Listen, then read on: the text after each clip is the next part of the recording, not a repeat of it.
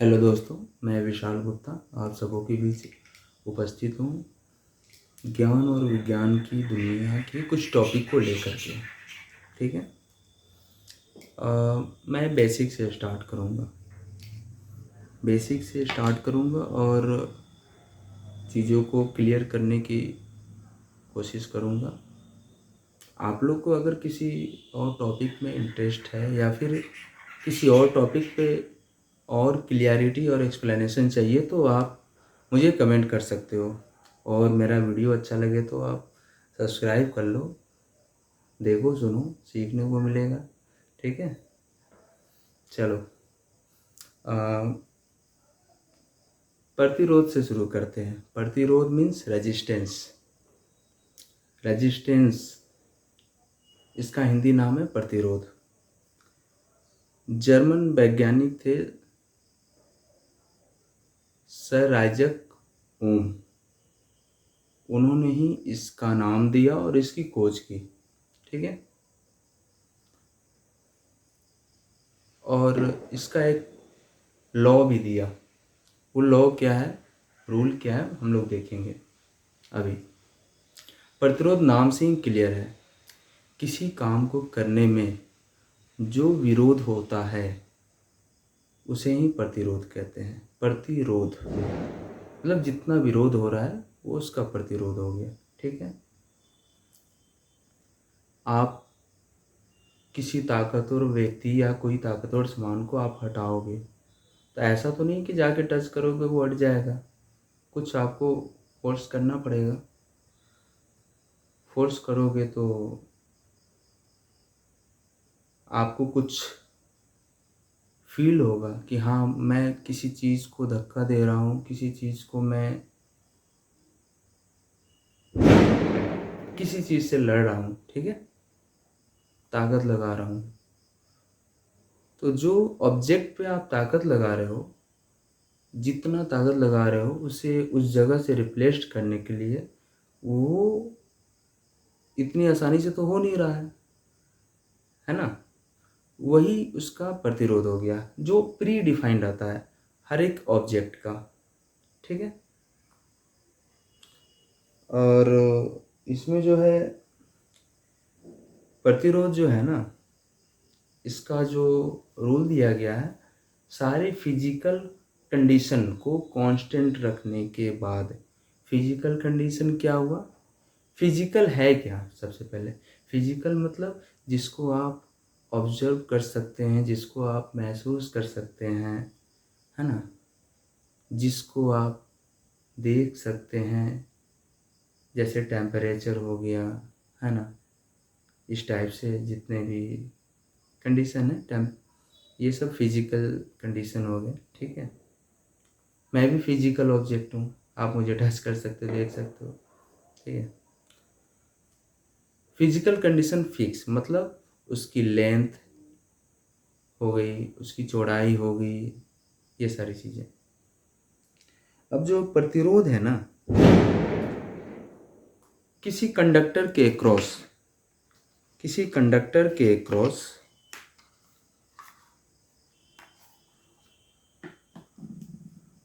मान लिया ये एक कंडक्टर है। ठीक है, ये एक कंडक्टर है। इस स्क्रू ड्राइवर को ही मैं ले लेता हूँ। ठीक है, ये एक कंडक्टर है, ये इंसुलेटर हो गया, ये एक कंडक्टर है। इसके अक्रॉस हम कोई वोल्टेज अप्लाई कर रहे हैं। ठीक है, तो वोल्टेज जो अप्लाई कर रहे हैं, वोल्टेज मतलब आप समझते हो वोल्टेज क्या हुआ। वोल्टेज मतलब क्या हुआ, ट्रांस आप सबों के घर में इलेक्ट्रिसिटी आती होगी, बिजली आती होगी। कहाँ से आती है, ट्रांसफार्मर से आती है। ट्रांसफार्मर क्या करता है, हाई वोल्टेज को एक फिक्स लो वोल्टेज में कन्वर्ट करके उपलब्ध करवाता है, अवेलेबल करवाता है। और उसको जो है ट्रांसमिशन लाइन मीन्स वायर, जो बिजली विभाग के हमारे एम्प्लॉय लोग पोल टू पोल डालते हुए हर एक घरों तक पहुंचाने का प्रयास करते हैं। उस वायर के थ्रू हमारे आप सभी के घर में वोल्टेज आता है। वोल्टेज में क्या रहता है? जनरली एक फेज रहता है, दूसरा न्यूट्रल रहता है। Neutral means ground, phase means जिस पर कुछ पोटेंशियल है। ठीक है, तो फेज मीन्स कुछ पोटेंशियल है, न्यूट्रल मीन्स ग्राउंड। जब फेज से पोटेंशियल के बीच में कोई ऑब्जेक्ट मैं कनेक्ट करूँगा या आप कनेक्ट करोगे, तो फेज से न्यूट्रल कनेक्ट होगा और जो चार्ज का फ्लो होगा फेज से न्यूट्रल की तरफ कंटिन्यूअस होगा। ठीक है, तो उसी को जो बताया है ओम्स ने, V means voltage. Voltage directly proportional to current. ठीक है, मीन्स अगर वोल्टेज को आप बढ़ाओगे तो करंट बढ़ेंगे, वोल्टेज को अगर आप घटाओगे तो करंट भी घटेगा। कंडीशन क्या है?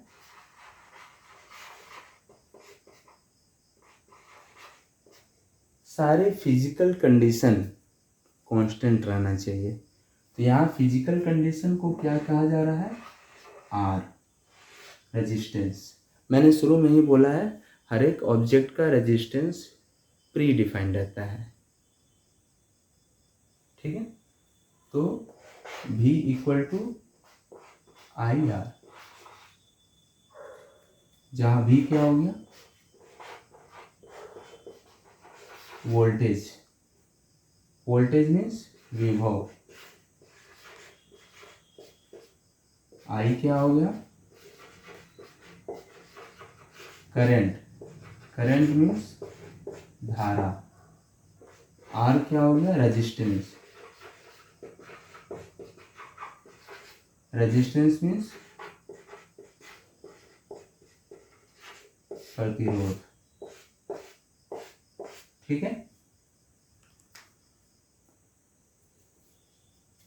इस फॉर्मूले से R इक्वल टू V बटे आई। ठीक है, और I इक्वल टू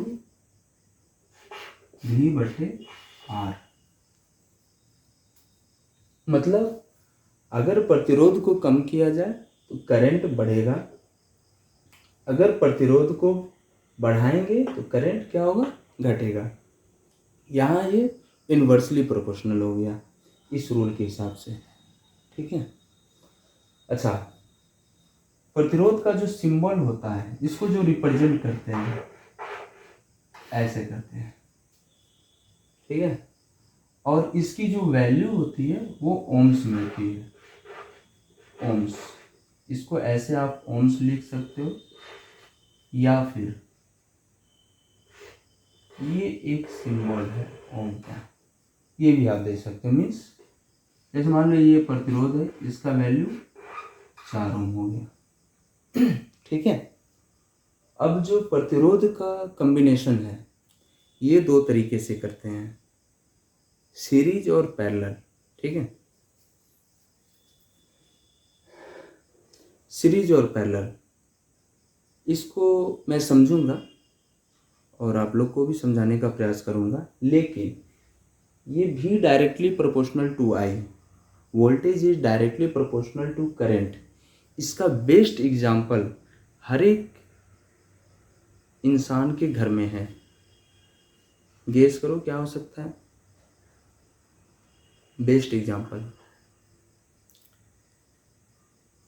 सबको आपके घर में टॉर्च होगा। टॉर्च तो अब कम ही लोग यूज करते हैं, मोबाइल में ही कर लेते हैं कंज्यूम, है ना। बैटरी रहता है, बैटरी, घर में बैटरी है। बैटरी से अगर आप किसी लाइट को जलाओ, बैटरी फुल चार्ज है, लाइट को जलाओ तो फुल चार्ज कंडीशन में बैटरी का जो हमारा घर में यूज होता है उसका टर्मिनल वोल्टेज 12 वोल्ट रहता है। ठीक है, उस 12 वोल्ट से अगर किसी बल्ब को जलाते हैं, जैसे मैं ये एक बल्ब ले लेता हूँ, इस बल्ब को अगर जलाएंगे तो बैटरी फुल चार्ज रहेगा तो ये फुल ग्लो करेगा। Full charge means potential difference maximum है, फेज टू न्यूट्रल का डिफरेंस मैक्सिमम है।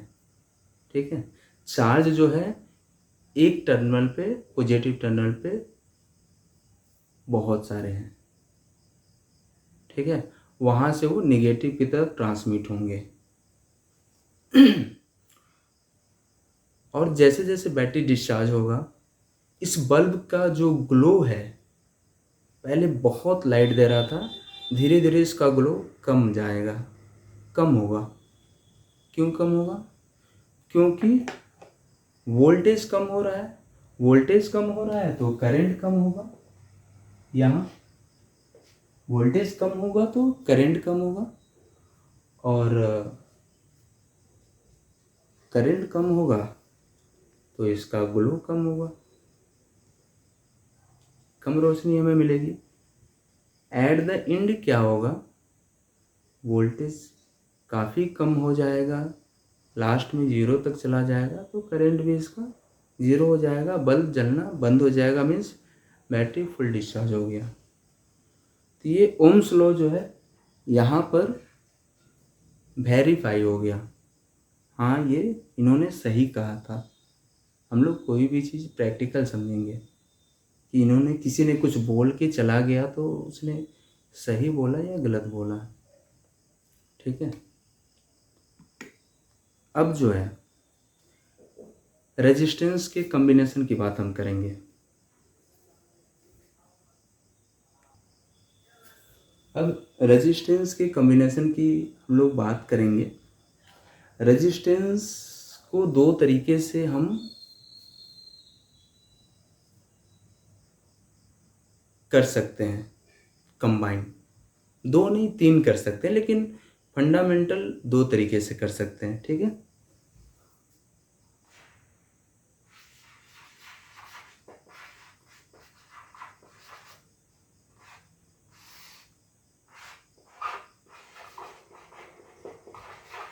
Series combination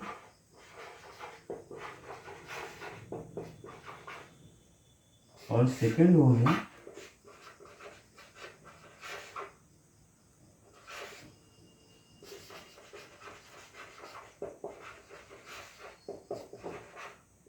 parallel combination.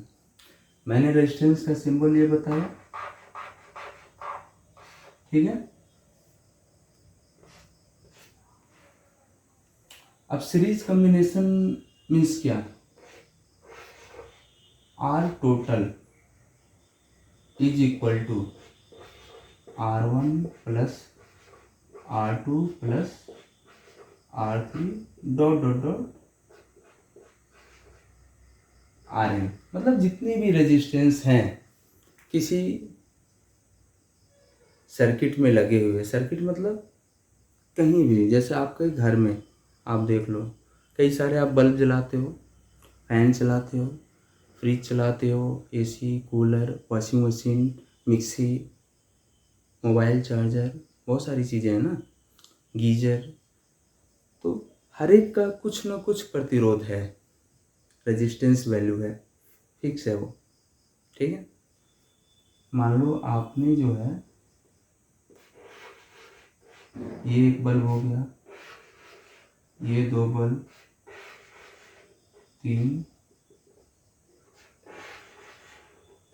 ऐसे करके आपने टोटल घर में 10 बल्ब जलाए हैं।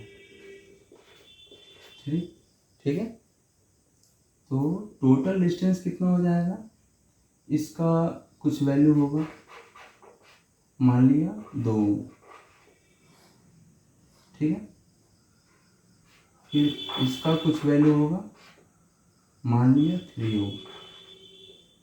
इसका कुछ वैल्यू होगा तीसरे बल्ब का, मान लिया ये 10 होगा। ऐसे करते हुए बीच में मैं 4 ही कंसीडर करता हूँ, ये 4th हो गया। ठीक है, इसका वैल्यू हो गया हमारा 5 में।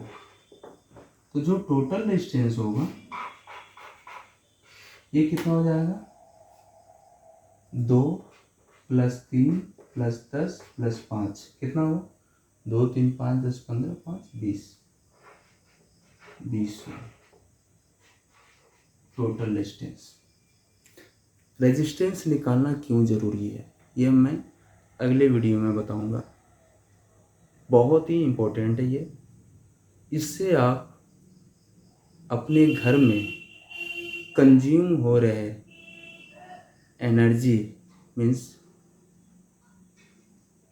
एनर्जी को आप कैलकुलेट कर सकते हो, कितना एनर्जी आपके घर में कंज्यूम हो रहा है,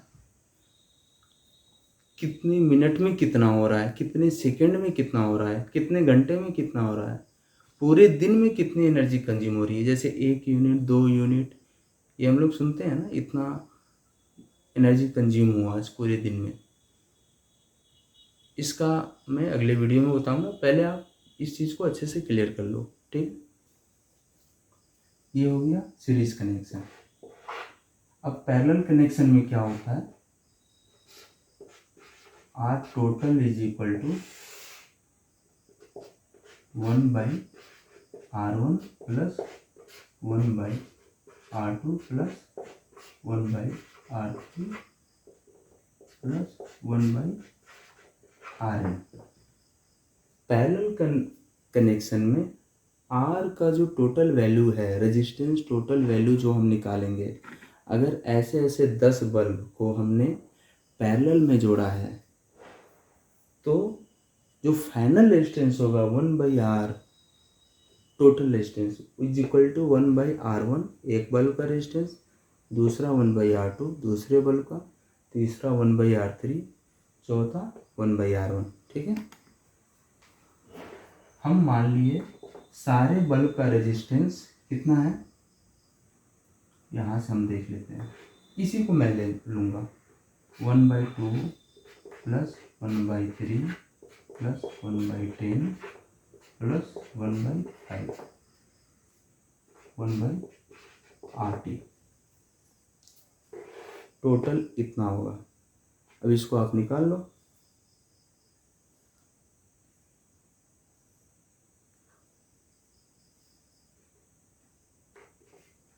ये हो गया 30 15 10 3 6 25 6 31 3 34 बट्टे 30, ठीक है।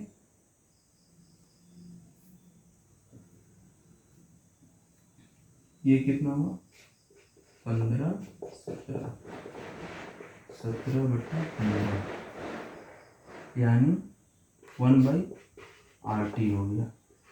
अब R हमें निकालना है, तो RT = R इधर चला जाएगा, ये पलट जाएगा, 15/17 हो गया। इसका वैल्यू जो है लेस देन 1 ओम हो गया, है ना।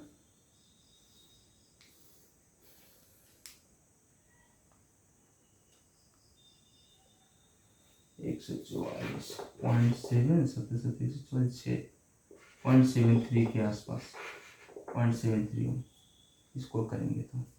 अब देखो आप पैरेलल कॉम्बिनेशन में जो टोटल रेजिस्टेंस है वो कम हो जा रहा है, इसी 4 रेजिस्टेंस को हमने पैरेलल में लगाया, और सीरीज कॉम्बिनेशन में क्या हो रहा है, रेजिस्टेंस बढ़ जा रहा है, रेजिस्टेंस वैल्यू बढ़ जा रही है, ठीक है।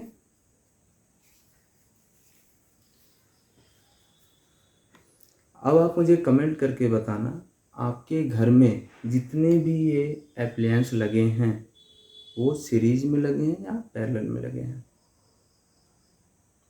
अब मैं अगले वीडियो में आपको एनर्जी कैलकुलेशन बताऊंगा कि आपके घर की मीटर रीड कैसे करती है एनर्जी को, एकदम सिंपल वे में। Thank you.